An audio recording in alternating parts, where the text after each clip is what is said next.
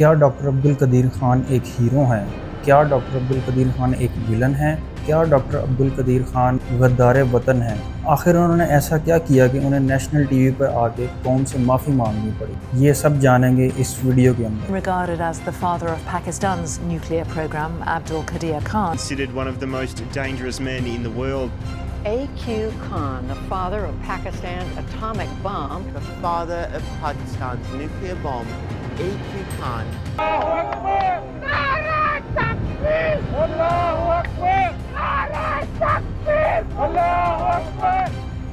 He served this country with emotion, dignity, respect, and with hard work. With the concerned government officials, I was confronted with the evidence and the findings, and I have voluntarily admitted that much of it is true. While doing so, he allegedly brought in extra equipment and parts from suppliers around the world. Doctor Abdul Qadeer Khan 1 April 1936 کو India کے ایک شہر بھوپال میں پیدا ہوئے اور اپنی ابتدائی تعلیم بھوپال میں حاصل کرنے کے بعد 1947 میں پارٹیشن کے وقت پاکستان مائیگریٹ کر گئے اور 1956 میں کراچی یونیورسٹی سے فزکس میں اپنی گریجویشن کمپلیٹ کی۔ Later on in 1961 he went to Germany for further studies and completed his degree in material sciences from Technical University West Berlin اور further studies کے لیے 1956 میں ہالینڈ میں شفٹ ہو گئے اور 1967 کے اندر میٹیریل ٹیکنالوجی میں ماسٹرز کی ڈگری کرنے کے بعد بیلجیم سے میٹلرجی میں پی ایچ ڈی کی ڈگری کمپلیٹ۔ اس کے بعد 1972 میں فزکس ڈائنامکس ریسرچ لیبارٹری میں کچھ عرصہ کام کرنے کے بعد انہوں نے یورینکو کو اس وقت جوائن کیا جب یورینکو سے ان کو سینئر ٹیکنیکل انجینئر کی پوسٹ کی آفر ہوئی۔ اب یہ وہ ٹائم تھا جس میں ڈاکٹر عبدالقدیر خان نے تمام تر نیوکلیئر ٹیکنالوجی کی بیسکس کی پریکٹس کی اور ان کے اندر مہارت حاصل۔ اس کے بعد 1974 میں پاکستان واپس آ کر اپنا نیوکلیئر پروگرام شروع کر دیا۔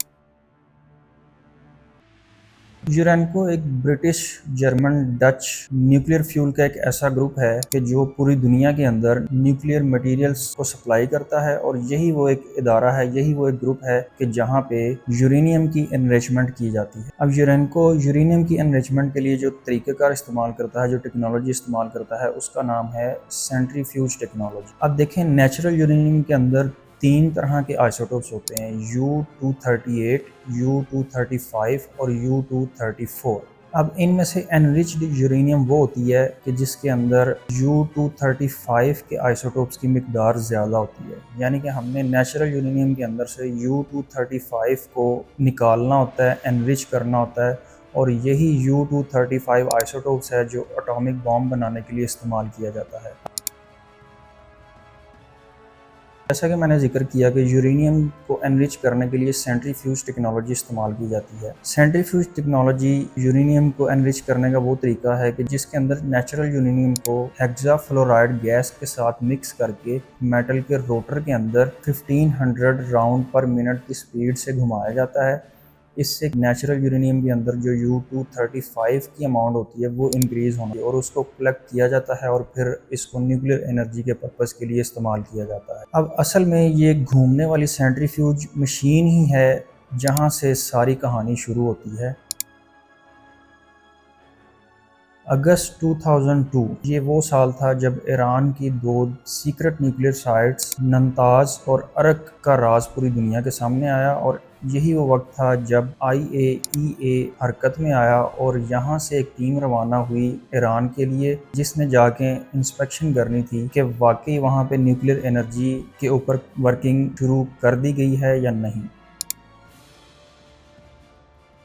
انٹرنیشنل اٹامک انرجی ایجنسی یہ وہ ایجنسی ہے جو پوری دنیا کے اندر نیوکلیئر انرجی کو مانیٹر کرتا ہے۔ جنرل مشرف اپنی بک لائنز آف فائر میں اس سٹوری کو کچھ اس طرح سے کوٹ کرتے ہیں کہ جب IAEA کی ٹیم ایران پہنچی تو وہاں جا کے جب انہوں نے انسپیکشن کی تو ان کو یہ پتہ چلا کہ وہاں پہ یورینیم کو انریچ کرنے کے لیے ایگزیکٹلی وہی سیم ماڈل کے اور سیم ڈیزائن کے سینٹریفیوج مشینیں کام کر رہی ہیں جو ہالینڈ میں ڈاکٹر قدیر کے ہوتے ہوئے استعمال کی جا رہی تھیں۔ اس طرح کے ڈیزائن اور اس طرح کی ٹیکنالوجی اور اس طرح کے بلو پرنٹس کا اس پورے کانٹیننٹ ایشیا کے اندر صرف اور صرف ایک ہی شخص کو پتہ تھا اور وہ تھے ڈاکٹر قدیر، اور یہ ڈیزائن آلریڈی پاکستان کے اندر ورکنگ میں تھا اور اب یہ ٹیکنالوجی ایران میں بھی ورکنگ کر رہی تھی۔ اب جب اس انسپیکشن ٹیم نے ایرانی سائنٹسٹ سے اس کے ماڈل اور اس کے ڈیزائن کے بارے میں پوچھا تو پہلے تو انہوں نے ٹال مٹول سے کام لیا، لیکن جب اس انسپیکشن ٹیم نے ان دونوں سائٹس کو کمپلیٹلی چیک کیا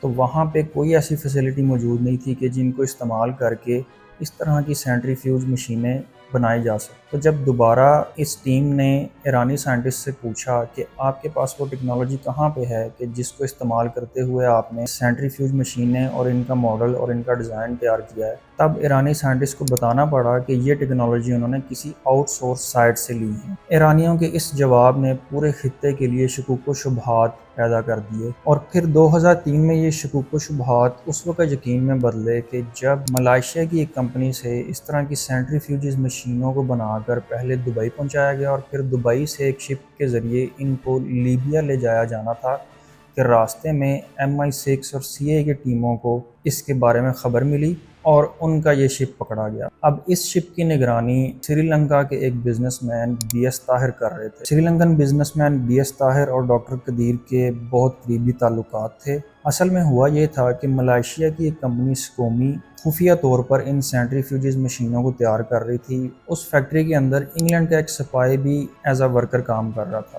اس ایجنٹ نے یہ خبر انگلینڈ کو دی کہ فلاں شپ میں فلاں کنٹینر میں سینٹریفیوجز مشینیں اور ان کے کچھ ماڈلز اور ان کے کچھ کمپوننٹس ہیں جو دبئی سے لیبیا کی طرف جا رہے ہیں۔ تو جب تک MI6 اور CIA کی جوائنٹ ٹیمیں اس شپ تک پہنچتی وہ شپ دبئی سے نکل چکا تھا۔ پھر انہوں نے اپنا اثر و رسوخ استعمال کرتے ہوئے اس شپ کو لیبیا جانے کی بجائے اٹلی کی بندرگاہ پر اس جہاز کو لنگر انداز کروایا۔ اب وہاں پہ جب اس شپ کو چیک کیا گیا تو اس میں واقعی سینٹریفیوجز مشین کے کچھ بلو پرنٹس اور کچھ کمپوننٹس موجود تھے۔ یہ وہ ٹائم تھا کہ جب لیبیا کے اوپر عالمی دباؤ پہلے سے بہت زیادہ تھا، لیکن اب یہ پروف ملنے کے بعد امریکہ نے اپنا پریشر اور بڑھایا اور بالآخر لیبیا کو ان ثبوتوں کے بعد اپنا نیوکلیئر پروگرام بند کرنا پڑا۔ As a result, Libya has now declared its intention to dismantle its weapons of mass destruction completely.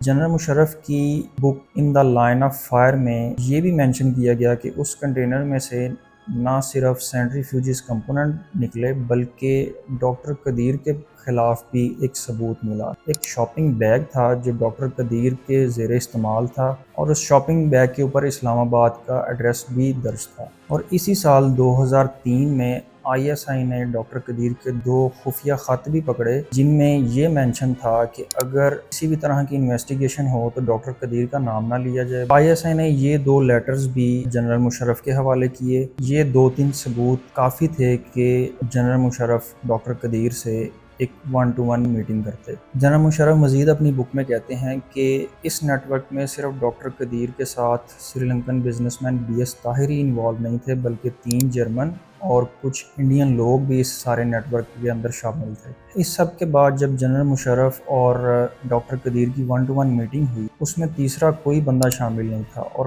Us meeting کے بعد جب دونوں سے الگ الگ پوچھا گیا تو دونوں ہی اس میٹنگ کے بارے میں بالکل الگ کہانی سناتے ہیں۔ جنرل مشرف کہتے ہیں کہ یہ ثبوت دیکھنے کے بعد ڈاکٹر قدیر رو پڑے اور مجھ سے معافیاں مانگنے لگے، جبکہ دوسری طرف ڈاکٹر قدیر سے پوچھا گیا تو انہوں نے بتایا کہ مجھے کورٹ مارشل اور جان سے مارنے کی دھمکیاں دی گئیں، جس کے بعد میں نے سارا الزام اپنے سر لینا بہتر سمجھا۔ اور پھر ڈاکٹر قدیر نے 4 اپریل 2004 میں نیشنل ٹی وی پر آ کر اپنا کنفیشن ریکارڈ کروایا اور اپنے سامنے رکھی گئی تحریر کو پڑھ دیا۔ I take full responsibility for my actions and seek your pardon. اس کے بعد جنرل مشرف پر امریکہ نے پریشر بنانا شروع کر دیا کہ ڈاکٹر قدیر کو ہمارے حوالے کیا جائے، لیکن امریکہ اور باقی پوری دنیا کو ٹالنے کے لیے جنرل مشرف نے ڈاکٹر عبدالقدیر خان کو گھر پر ہی نظر بند کرنے کا فیصلہ کیا۔ ناظرین، یہاں پہ اب 2 بڑے سوال زیر غور ہیں۔ پہلا یہ کہ دنیا کے تمام ممالک نے نیوکلیئر ٹیکنالوجی کسی نہ کسی ملک سے چرائی، کیونکہ سب سے پہلے نیوکلیئر ٹیکنالوجی